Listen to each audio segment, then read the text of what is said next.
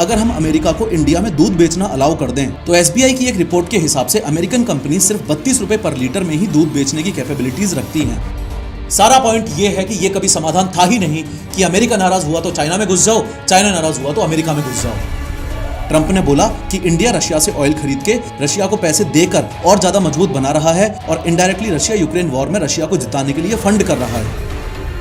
साथ ही इस H1B visa के नए रूल की वजह से छोटी छोटी अमेरिकन कंपनीज और स्टार्टअप्स के लिए इंडियन एम्प्लॉइज को अफोर्ड करना अब बहुत ज्यादा मुश्किल हो जाएगा कि दुनिया के AI रिवॉल्यूशन का हिस्सा अगर हम नहीं बन पाएंगे तो आत्मनिर्भर भारत और विश्व गुरु जैसी बातें सिर्फ और सिर्फ कागज पर रह जाएंगी। जाकर चेक कर लेना, आंसर मैं पहले ही बता देता हूं। ये एक बहुत छोटा सा रीजन है टैरिफ लगाने का, असल रीजन कुछ और ही है।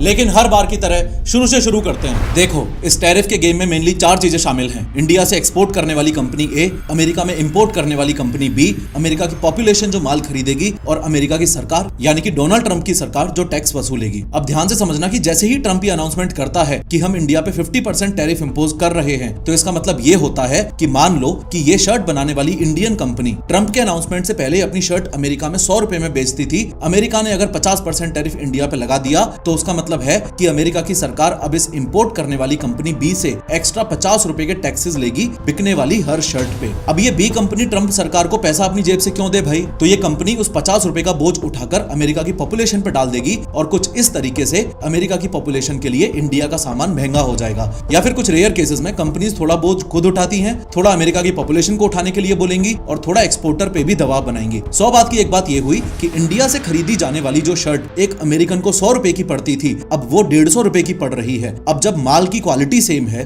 और सिर्फ रुपए उस शर्ट पे बढ़ गए हैं, तो अमेरिका की पॉपुलेशन इस शर्ट को खरीदने में कम इंटरेस्ट दिखाएगी और अपने खुद के ही देश की किसी और कंपनी से सस्ते में शर्ट खरीदना चाहेगी। और जब इंडियन कंपनी ए की शर्ट्स बिकना बहुत कम हो जाएंगी, तो ऑब्वियसली इंडिया को एज अ कंट्री फाइनेंशियल नुकसान होने लगेगा, क्योंकि अब वो कंपनी अमेरिका से बहुत कम पैसे कमा के देश में ला पा रही है। अब यहाँ 2 बातें हैं। एक तो आपको यह समझ आ गया कि टैरिफ एग्जैक्टली कहते किसे हैं, साथ ही आपको यह भी समझ आ जाना चाहिए कि अमेरिका इंडिया पे या चाइना अमेरिका पे या फिर कोई भी एक देश दूसरे देश पर टैरिफ लगाता ही क्यों है। एग्जैक्ट रीजन टैरिफ इंपोज करने का होता क्या है? तो मेनली टैरिफ इंपोज करने के 3 रीजंस होते हैं। सबसे पहला रीजन है प्रोटेक्शन। अभी शर्ट वाले एग्जांपल से ही देखा ना आपने कि विदेशी माल को अगर महंगा कर दिया जाए तो लोग सेम क्वालिटी का माल सस्ते में खरीदने के लिए खुद के देश की कंपनीज की तरफ मुड़ने लग जाते हैं। तो अपनी डोमेस्टिक इंडस्ट्रीज को फॉरेन कंट्रीज के चीप माल से बचाने के लिए टैरिफ लगाया जा सकता है। दूसरा रीजन है रेवेन्यू। टैरिफ एक प्रकार का टैक्स ही तो है, इंपोर्ट टैक्स। और ये बात तुम अच्छे से जानते ही हो कि टैक्स सरकार के लिए कमाई का जरिया होता है ताकि देश चल सके। तो टैरिफ किसी भी देश की सरकार की ओवरऑल कमाई को बढ़ाने के लिए भी लगाया जा सकता है। और तीसरा और इंपॉर्टेंट रीजन है पनिशमेंट। और ये तीसरा वाला रीजन ही मेन रीजन बताया गया था ट्रंप सरकार के द्वारा, जब पिछले महीने अगस्त में ट्रंप ने इंडिया पे पहले तो 25% का टैरिफ इंपोज कर दिया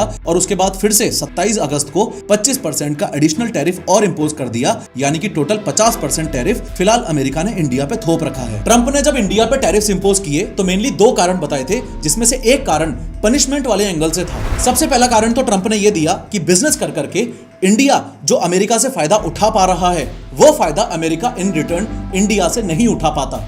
और ये बात कुछ हद तक सही भी है, क्योंकि इंडिया का यूएस के साथ साल 2025 में ट्रेड सरप्लस रफली 40 बिलियन यूएस डॉलर्स के आसपास है। ट्रेड सरप्लस को ऐसे समझो कि इंडिया अपना जितने डॉलर्स का माल अमेरिका को एक्सपोर्ट कर रहा है वो ज्यादा है और अमेरिका से जितने डॉलर का माल खुद के देश में इंपोर्ट कर रहा है वो कम है, जो कि किसी भी देश के लिए गुड न्यूज होती है। ये था पहला कारण। अब दूसरा कारण ट्रंप ने इंडिया पे टैरिफ इंपोज करने का ये बताया कि वो इंडिया को पनिश करना चाहता है इस बात के लिए कि इंडिया रशिया से ऑयल खरीदता है। ट्रंप ने बोला कि इंडिया रशिया से ऑयल खरीद के रशिया को पैसे देकर और ज्यादा मजबूत बना रहा है और इनडायरेक्टली रशिया यूक्रेन वॉर में रशिया को जिताने के लिए फंड कर रहा है। लेकिन ट्रंप का ये पनिशमेंट वाला लॉजिक काफी हद तक फालतू सा है। 2 मिनट बाद आप लोगों को भी फालतू सा लगने लगेगा। ध्यान से बस इस रशिया के क्रूड ऑयल एक्सपोर्ट के ग्राफ को देखो। पिछले 2.5 साल का ये क्रूड ऑयल एक्सपोर्ट का ग्राफ साफ साफ बता रहा है कि रशिया से सबसे ज्यादा तेल लेने वाला देश इंडिया नहीं है बल्कि चाइना है। चाइना 47% पे है और इंडिया 38% पे है। अब ट्रंप के लॉजिक के हिसाब से तो चाइना मेन कल्प्रिट हुआ ना। असल में चाइना ज्यादा जिम्मेदार है इस चीज के लिए लिए कि रशिया को पैसे देकर और ज्यादा मजबूत बना रहा है और इनडायरेक्टली रशिया यूक्रेन वॉर में रशिया को जिताने के लिए फंड कर रहा है। तो इस हिसाब से तो सेम रीजन की वजह से चाइना पे भी खतरनाक टैरिफ ठोक देना चाहिए था, पर अमेरिका ने ऐसा नहीं किया क्योंकि रशियन ऑयल इंपोर्ट करना ये एक बहुत छोटा सा रीजन है टैरिफ लगाने का। असल रीजन कुछ और ही है। अगर रशिया से माल खरीद के रशिया को फंड करने वाला रीजन ही मेन रीजन होता तो ऐसे तो फिर अमेरिका को अपने स्ट्रेटेजिक दोस्त यूरोपियन यूनियन पे भी भारी टैरिफ ठोकना चाहिए, क्योंकि उसी सेम 2.5 साल के पीरियड में रशिया से एलएनजी और पाइपलाइन गैस खरीदने वाला लार्जेस्ट बायर है यूरोपियन यूनियन। अगर रशिया से माल खरीद के रशिया को फंड करने वाला लॉजिक ही है इंडिया पे टैरिफ्स लगाने के पीछे, तो इस हिसाब से तो अमेरिका को खुद पे भी टैरिफ्स ठोक देने चाहिए, क्योंकि साल 2024 में अमेरिका ने रशिया से टोटल $3 बिलियन से ज्यादा का माल खरीदा है, जैसे एनरिच्ड यूरेनियम, पैलेडियम और फर्टिलाइजर्स। यहां तक आपको थोड़ा थोड़ा समझ आ रहा होगा कि इंडिया पर टैरिफ्स इंपोज करने की कहानी सिर्फ रशियन क्रूड ऑयल इंपोर्ट तक लिमिटेड नहीं है, उससे कहीं ज्यादा है। रशिया से तेल लेना तो बस एक पॉलिटिकल जस्टिफिकेशन था। तो अगर Russian crude oil import main reason नहीं है टैरिफ लगाने के पीछे, तो एग्जैक्ट रीजन क्या है? एग्जैक्ट रीजन छुपा हुआ है प्राइम मिनिस्टर ऑफ इंडिया की कही गई इस बात में। भारत अपने किसानों के, पशुपालकों के और मछुआरे भाई बहनों के हितों के साथ कभी भी समझौता नहीं करेगा। टैरिफ्स लगने के बाद प्राइम मिनिस्टर ऑफ इंडिया ने यह बोला था कि हम अपने किसानों के हितों के साथ समझौता नहीं करेंगे। रियल मुद्दा यह है कि इंडिया ने अपना एग्रीकल्चरल मार्केट अमेरिका के लिए नहीं खोल रखा है और यूएस इंडिया एग्रीकल्चरल ट्रेड का ये टेंशन साल 2018 से भी पहले से ठीक ठाक रूप से चला आ रहा है। इस एग्रीकल्चरल टेंशन के बारे में बात करने से पहले मैं ये चाहता हूं कि आप लोगों को इस बात का बहुत अच्छे से एहसास हो कि 5th लार्जेस्ट इकोनॉमी होने का मतलब ये बिल्कुल भी नहीं होता है कि इंडिया अब इनफ स्ट्रांग हो चुका है। अपने देश के लोगों और मोस्ट इंपोर्टेंटली भ्रष्ट नेताओं में आज के दिन ये सेंस ऑफ अर्जेंसी डेवलप होना एक्सट्रीमली इंपॉर्टेंट है कि अभी अपना देश international politics, foreign policy, IT tech sector और एआई जैसे फील्ड्स के अंदर बहुत पिछड़ा हुआ है। इंटरनेशनल और जियोपॉलिटिकल मार्केट्स में ये देश की ताकत ही होती है जो ये डिसाइड करती है कि अमेरिका उस देश को धमका पाएगा कि नहीं। भले ही रशियन ऑयल इंपोर्ट करने वाली बात पार्शियली फर्जी हो, लेकिन अमेरिका चाइना के ऊपर इस बात के दम पर टैरिफ्स नहीं ठोक पाया। क्यों? क्योंकि चाइना अपनी औकात पर दिन पे दिन काम कर रहा है। अमेरिका इंडिया को रशियन ऑयल खरीदने की वजह से टारगेट कर रहा है ताकि 2 प्रेशर बना सके, एक तो रशियन वॉर के खिलाफ और दूसरा ये ताकि इंडिया अपना एग्रीकल्चरल मार्केट ओपन करे। लेकिन चाइना को इक्वली धमका सके ये अमेरिका की औकात नहीं, क्योंकि चाइना की इकोनॉमी और ग्लोबल ऑयल मार्केट्स में भारी प्रेजेंस है। मोर इंपोर्टेंटली चाइना ने समय रहते अपने देश में एआई इंफ्रास्ट्रक्चर पर बहुत जम के काम कर लिया है। चाइनीज यूथ को एआई की इंपॉर्टेंस बताना, चाइनीज कंपनीज को एआई इनोवेशन की तरफ मोटिवेट करना, ये सारी चीजें वो लोग समय रहते कर चुके हैं। ये देश की ताकत आर्टिफिशियल इंटेलिजेंस, पॉलिटिक्स और इकोनॉमिक फैक्टर्स का खेल है जो इंडिया और चाइना इन दोनों देशों के लिए अमेरिका की अलग अलग अप्रोच दिखा रहा है। आज के दिन मजबूत भारत बनाने के लिए बहुत ज्यादा जरूरी है कि अपने देश में यंग इंडियंस भी आर्टिफिशियल इंटेलिजेंस से जुड़े हुए कोर्सेज, प्रोग्रामिंग और डेटा साइंस के फील्ड में खुद को हाईली स्किल्ड बनाएं। और ऐसा करने में Scaler.com आपकी सबसे ज्यादा मदद करेगा। स्केलर इंडिया का एक ऑनलाइन टेक एजुकेशन प्लेटफॉर्म है जो आपको डेटा साइंस और सॉफ्टवेयर रोल्स के लिए तैयार करता है। इंस्ट्रक्टर्स के रूप में आपको सिखाने के लिए स्केलर पे मिलेंगे industry experts from top notch companies और उनसे वन-ऑन-वन मेंटरशिप। स्केलर आपको unlimited AI powered mock interviews करने का ऑप्शन देता है जो रियल वर्ल्ड मांग इंटरव्यूज पे ट्रेंड है, और 100+ कैपस्टोन प्रोजेक्ट्स के साथ ये भी सिखाते हैं कि यूट्यूब जैसे बाकी प्लेटफॉर्म्स आखिर काम कैसे करते हैं। मोरओवर स्केलर का एआई पावर रिज्यूमे बिल्डर आपको एक्शनेबल फीडबैक और इनसाइट्स देके आपके रिज्यूमे को और शार्प बनाने में हेल्प करता है। स्केलर आपको प्लेसमेंट असिस्टेंस प्रोवाइड करता है in companies such as Netflix, Flipkart, Amazon and Google. In fact 90% से ज्यादा स्केलर लर्नर्स को बिग टेक कंपनीज में प्लेसमेंट मिल चुका है। सबसे बेस्ट बात यह है कि ईएमआई ऑप्शंस की वजह से सब कुछ इजीली एक्सेसिबल है। लिंक मैंने डिस्क्रिप्शन में डाल दिया है, अभी की अभी जाकर स्केलर की free live master class join करो। खैर, बात करें कि इंडिया ने अपना एग्रीकल्चरल मार्केट अमेरिका के लिए नहीं खोल रखा है, तो इंडिया एक ऐसा देश जिसकी 50% से ज्यादा पॉपुलेशन डायरेक्टली और इनडायरेक्टली एग्रीकल्चर पर डिपेंड करती हो, वो देश एग्रीकल्चर से जुड़े हुए सभी डिसीजंस बहुत सोच समझ के ले, यही सही है। इंडिया अपना एग्रीकल्चर मार्केट पूरा का पूरा अमेरिका के लिए ओपन नहीं करता, क्योंकि हमारा फार्मिंग सेक्टर देश की इकोनॉमी और रोजी रोटी का बैकबोन है। अमेरिका में सरकार बहुत ज्यादा सब्सिडीज देती है अपने फार्मर्स को, चाहे फीड की बात हो, टेक्नोलॉजी की बात हो, इंश्योरेंस की बात हो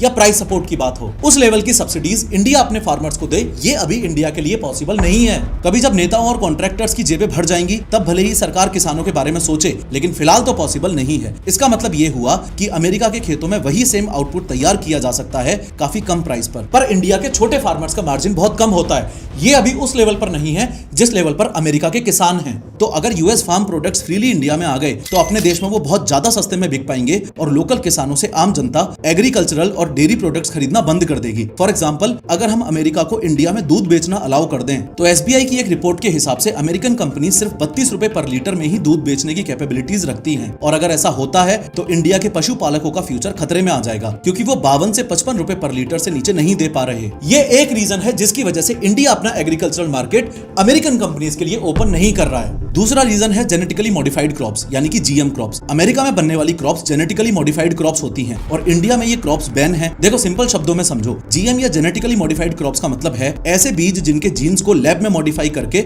उनको एक्स्ट्रा क्वालिटीज दी जाती हैं, जैसे कि ज्यादा फास्ट ग्रो करना, इंसेक्ट्स से बचना या कम पानी में सर्वाइव करना। साइंटिस्ट लोग एक प्लांट के डीएनए में दूसरे ऑर्गेनिज्म का जीन डाल देते हैं ताकि क्रॉप ज्यादा आउटपुट दे या पेस्टिसाइड कम लगे। अमेरिका के साथ साथ और भी कुछ देश जीएम क्रॉप्स को इसलिए बनाते हैं क्योंकि उनसे फार्मिंग सस्ती होती है, यील्ड ज्यादा मिलता है और पेस्ट का खतरा कम हो जाता है। अब इंडिया में सबसे बड़ा इशू ये है कि जीएम क्रॉप्स का लोगों की हेल्थ और एनवायरनमेंट पर लॉन्ग टर्म इंपैक्ट क्या पड़ेगा, इस बारे में हमें अभी बहुत कम पता है। जेनेटिकली मॉडिफाइड क्रॉप्स के मामले में अपने देश के फार्मर्स और साइंटिस्ट अभी काफी डिवाइडेड हैं। साइंटिस्ट फेवर में हैं और देश के किसान मोस्टली अगेंस्ट में हैं। इंडिया में फ्यूचर में कभी भी अगर जीएम क्रॉप्स को लार्ज स्केल अप्रूवल मिला भी तो सिर्फ तब मिलेगा जब 100% इस बात की श्योरिटी हो जाए कि लोगों के लिए ये सेफ है और किसानों के लिए इकोनॉमिकली घातक साबित नहीं होगी। इंडिया सिर्फ एक ही जीएम क्रॉप का इंपोर्ट देश में अलाउ करता है और वो है कॉटन, जो कि खाने वाली क्रॉप नहीं है। ये बैन सिर्फ अमेरिका के जीएम क्रॉप्स पर नहीं बल्कि सभी कंट्रीज के लिए है, चाहे बीज यूएस का हो, ब्राजील का या कोई और कंट्री का। जब तक इंडिया की जेनेटिक इंजीनियरिंग अप्रेजल कमेटी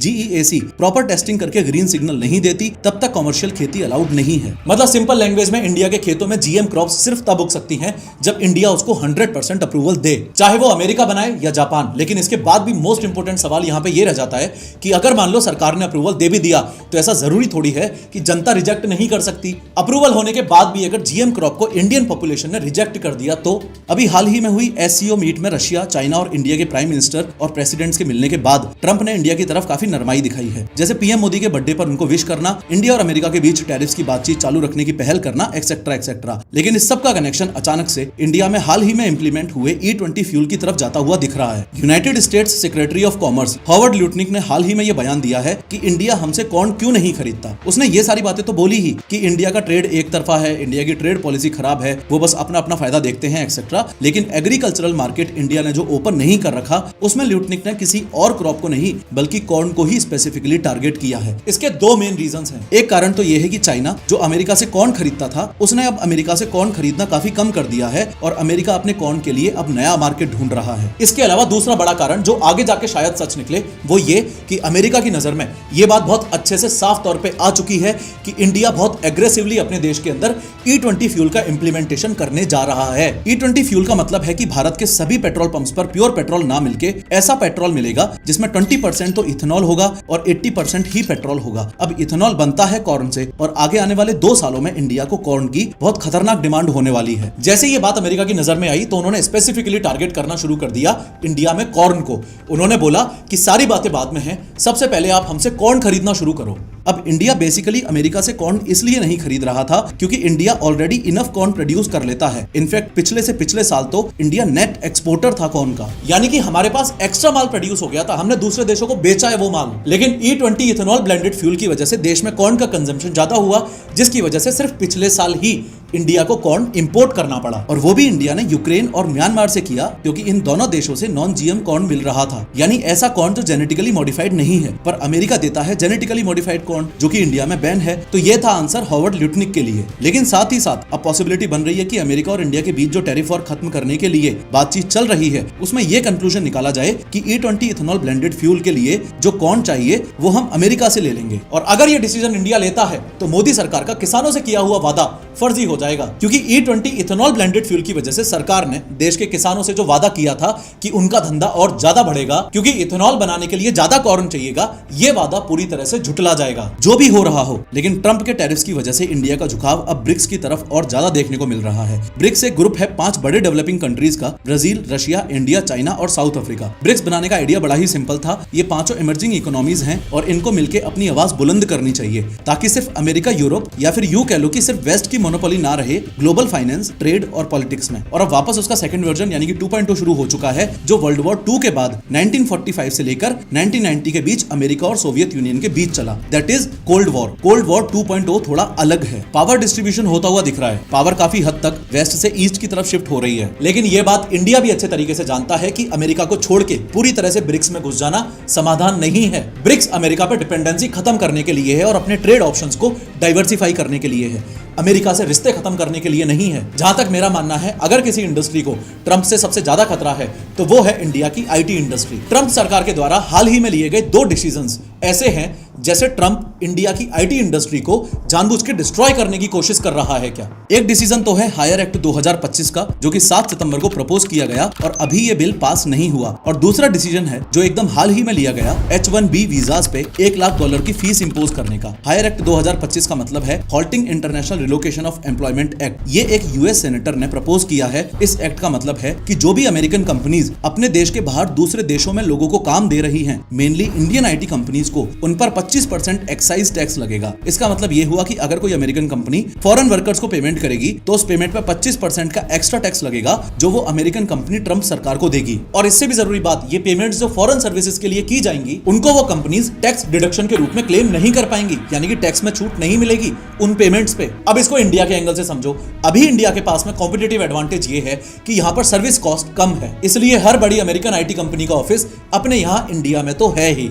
क्योंकि आप इस पूरे कॉन्सेप्ट को अगर बिगर पिक्चर से देखने की कोशिश करोगे तो भले ही अपने देश की बड़ी बड़ी आईटी कंपनीज सूट और टाई में एम्प्लॉयज बिठा के बढ़िया ऑफिस से भले ही काम करवा रही हों, लेकिन अमेरिकन कंपनीज के लिए ये है तो एक मजदूर मंडी ही। अपने देश की आईटी कंपनीज का मेन फोकस हो गया है यूएस क्लाइंट्स ढूंढो, जल्दी से जल्दी ज्यादा से ज्यादा आईटी सर्विसेज दो, भले ही वो बीपीओ, कॉल सेंटर एक्सेट्रा की सर्विसेज हो, और कैसे भी करके बस डॉलर्स में कमाओ। जबकि असलियत यह है कि इंडिया का आईटी सेक्टर पूरी दुनिया में कितना पावरफुल होगा और कितना नहीं, यह सिर्फ इस बात पर डिपेंड करता है कि हमारा रिसर्च और इनोवेशन पर कोर कितना फोकस है। सरकार हो चाहे कंपनीज हो, रिसर्च और इनोवेशन पर फोकस सबसे कम है और पूरा फोकस सिर्फ इस बात पे होके रह गया है कि कैसे आईटी कंपनीज के एम्प्लॉइज को पूरी तरह से निचोड़ लिया जाए। अगर by chance hire act pass हो गया तो फिर करते रहना ये 70 आवर्स पर वीक वाली बातें। खैर, मुद्दे की बात यह है कि अमेरिकन कंपनीज इंडिया में भले ही स्किल की वजह से भी काम देती हो, लेकिन मेनली उनका इंपॉर्टेंट रीजन ये है कि इंडियन कंपनीज में दिया गया काम उनको सस्ता पड़ता है। अगर हायर एक्ट की वजह से अमेरिकन कंपनीज को 25% एक्स्ट्रा टैक्स देना पड़ेगा